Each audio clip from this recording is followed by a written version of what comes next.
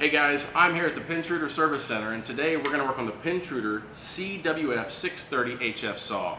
Now what brought us in today? We went to change our chain in the field, and we noticed that we needed to replace our sprocket.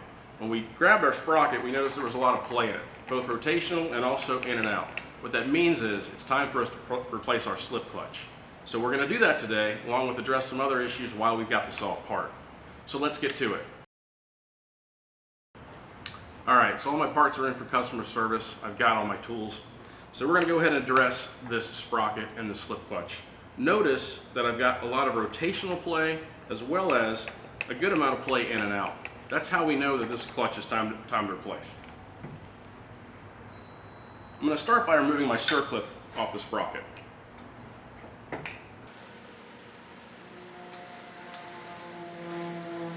And remove my sprocket. Now that sprocket shows considerable wear. It's why we originally started this service. Great time to get that replaced. Next, I'm going to remove the 3 set screws that hold this Labyrinth seal together using a 2mm Allen.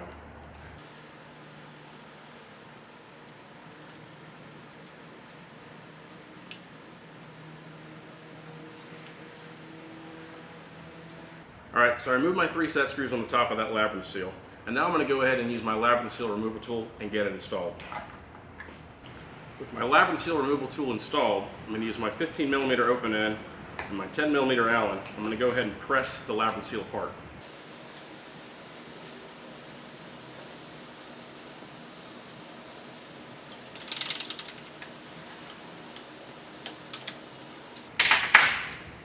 Now, using 2 flathead medium screwdrivers, I'm going to pry after I get underneath the lip of the back of the Labyrinth seal. I'm gently going to twist and rotate and get it removed from the chassis of the saw. I'm going to work the edges slowly and carefully and get it pop loose and removed. My Labyrinth seal's out. Now we're going to flip the saw over, go to the back of the saw, and address a few things there before we get everything fully disassembled. Alright, so we have removed our Labyrinth seal from the front of the saw. Now I'm going to come back to the back of the motor. I'm going to drain that 626 oil, which we use for cooling in the back of this Pintruder saw. Now, while the oil is draining, this is going to give me a few minutes to get this Labyrinth seal ready to get back installed once we heat it up. So if you remember that removal tool that we ordered, it came with 2 bolts. One long bolt that has continuous threads, and another bolt that's got a large shoulder on it. Let's take the old Labyrinth seal off that we just removed.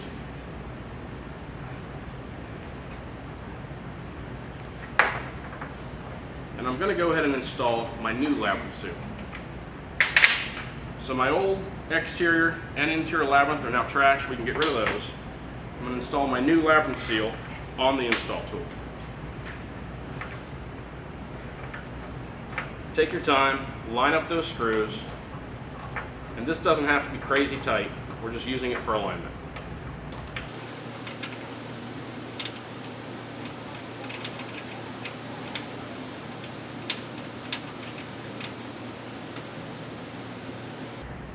Alright, now I'm going to install that long shoulder install bolt into the top of my Labyrinth seal install tool. I'm going to take this whole assembly, I'm going to put it in the oven for 350 degrees for an hour and a half. That's going to heat this whole assembly up and expand it enough so when we put it back together with the saw, it seats together and we don't damage our seals as it all gets back together in just a few minutes. So I'm going to put this in the oven, I'm going to heat it up, and then we're going to keep working on our saw. Alright, my parts from the oven, 350 for about an hour and a half. I'm going to remove my water cover housing and my cooling cover housing next. Using a 3mm hex, let's go ahead and get these screws out.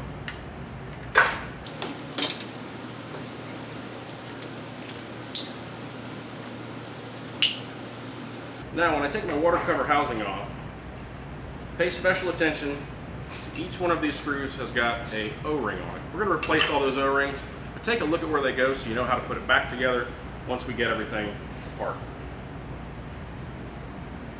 Now, there are 1, 2, 3, 4, 5, 6 screws, again, using that same 3mm Allen that's going to take our cooling cover housing apart.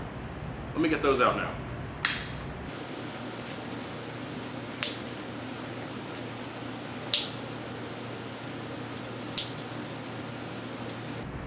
Alright, now I'm going to use a flathead screwdriver and a little bit of persuasion to gently tap this cooling cover housing apart.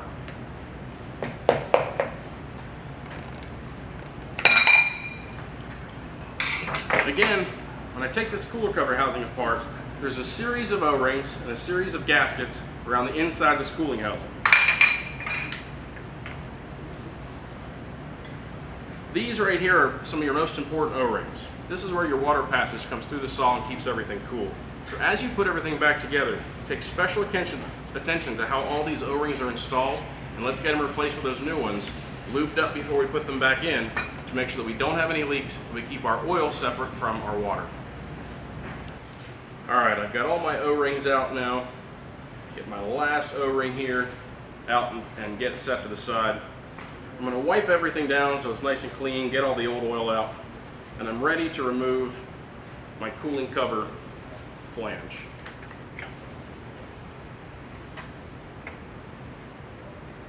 I'm going to use a 1/2-inch open-end wrench on the shaft of my motor.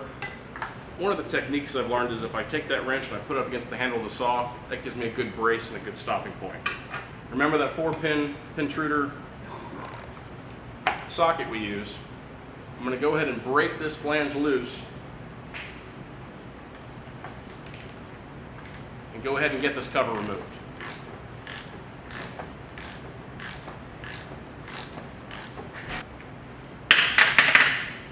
Alright, with my cover off, I'm going to go ahead and remove my old O-ring, get it ready and cleaned up before I put my new O-ring back on.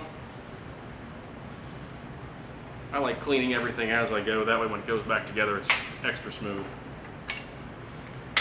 With a quick tap on the face of the saw, right on the motor shaft, I'm going to drive out that old slipper clutch. Don't hit it too hard, otherwise it'll pop out. Alright, there's my slip clutch. Notice how hot this one's gotten. That's why the saw wasn't working. That's why we're here today. This one's trash. After we clean everything up, let's get it back together. Now, the slip clutch has got 3 pins on the face of it. What's important is that we engage those 3 pins and everything reassembles nice and tight and nice and even. When I put the new slip clutch in, feel it key in place and feel it lock and engage. When you feel it lock and engage, everything's nice and tight and seated and ready to go back together. Now I'm going to get everything cleaned up, put my fresh O-rings back on. I'm going to reassemble the saw in reverse order.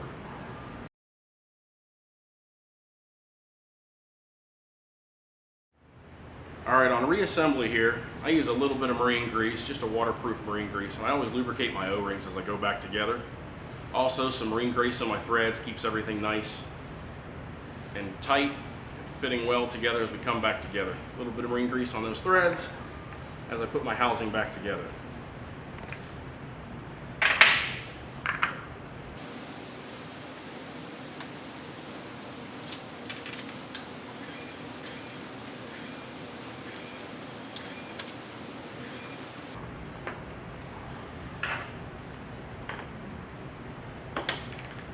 Alright, I'm going to tighten this housing down to where the threads stop, but I'm not going to get too tight. These are aluminum threads. Alright, we've got our cooling flange reinstalled. I'm going to set the saw back down here on my service vise. And I'm going to reinstall my O-rings using just a little bit of marine grease as I put them back together. Keep them lubricated.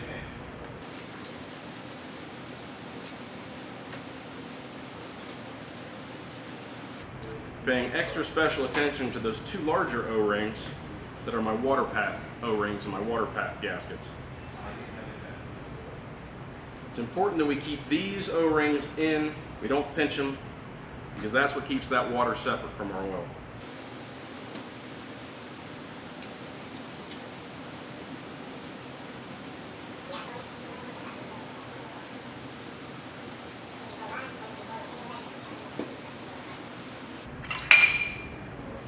Alright, I'm going to place my O-ring on my cooling cover housing.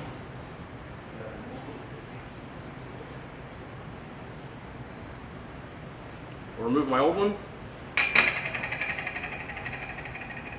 I'm I'm going to reinstall my water cover housing, making sure that those 3 holes on top and 3 holes on bottom line up with my water pathway. I'm going to take extra special detail to make sure that I keep all my O-rings right where they need to be. And reinstall my 6 Allens.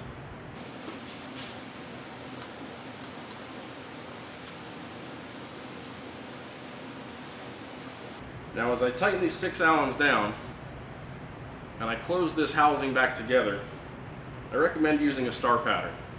That way you cinch this housing back together tight and you don't over torque one side versus the other side. It'll squeeze it back together and make it nice and uniform so you don't pinch your gasket sideways, pinch your O-ring sideways.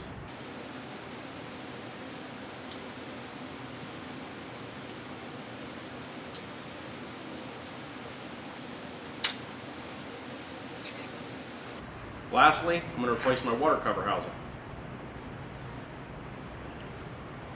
I'll replace the 6 O-rings with a little bit of marine grease just to keep them in place and keep everything lubricated.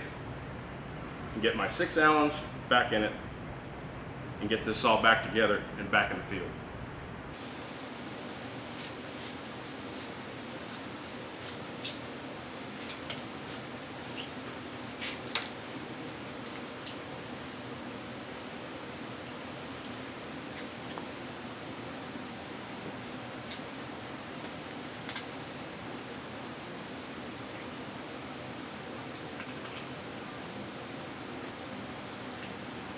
Alright, with my water cover back on, I'm going to replace my drain plug in the bottom of the motor side of the saw, and I'm going to use 140 milliliters of 626 oil to fill it back up.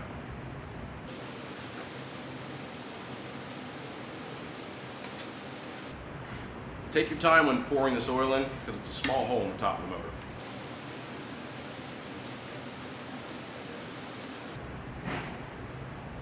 Alright, that's got the rest of our 626 oil.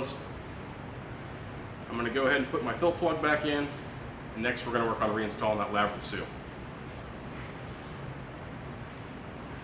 Alright, Labyrinth seal reinstallation. Just a little bit of marine grease around the outside. I don't mind applying this generously, you're not going to hurt anything. Grease makes it go back together well. Now, I've got my saw nice and stationary, and I've got it actually in a bench vise, which makes the installation of this really easy. Nice and smooth and level, makes putting the Labyrinth seal back in nice and even and level and tight. Make sure it's nice and square when we install it. A little light tap and work it in place. Work my way around, and I'm going to listen for that positive contact when we're set in nice and tight. Now, I'm going to go get that other Labyrinth seal out of the oven. I'll be right back. Alright, back from the oven.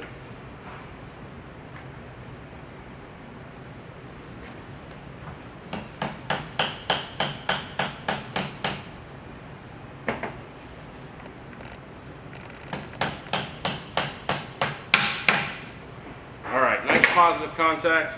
Went down nice and smooth and easy, just like we wanted it to. Heating that Labyrinth seal up is key for making this a successful installation. Now, I'm going to let this cool and go grab a cup of coffee before we get the rest of the assembly done. Alright, I'm back from my coffee break. The Labyrinth seal's cooled down. I'm putting my set screws back in and get this saw buttoned up.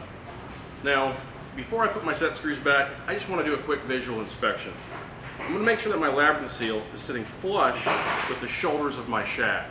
That makes me positive and makes me sure that the Labyrinth seal set in and is in place exactly where I want it. Everything looks really good. I'm going to put these set screws back in. I like Loctite 609. It's the red Loctite. Just make sure that these set screws don't back off in the field.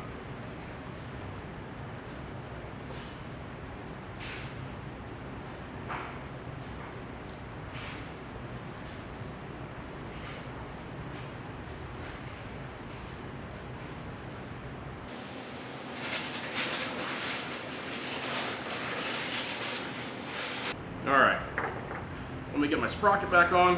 What's great is when these sprockets come to you fresh, they're labeled this side out. It's a pretty hard one to mess up. Get my circlip back installed, and this saw is ready to go back to the field.